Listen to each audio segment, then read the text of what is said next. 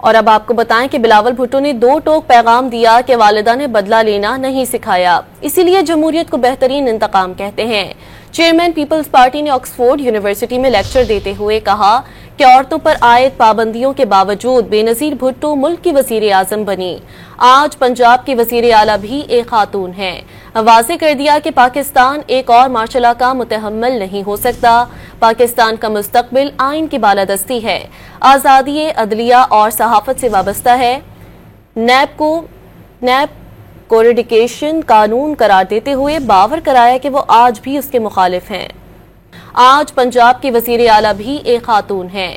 واضح کر دیا کہ پاکستان ایک اور مارشل لا کا متحمل نہیں ہو سکتا۔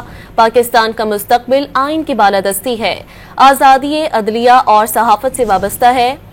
نیب کو ریڈیکیشن قانون قرار دیتے ہوئے باور کرایا کہ وہ آج بھی اس کے مخالف ہیں۔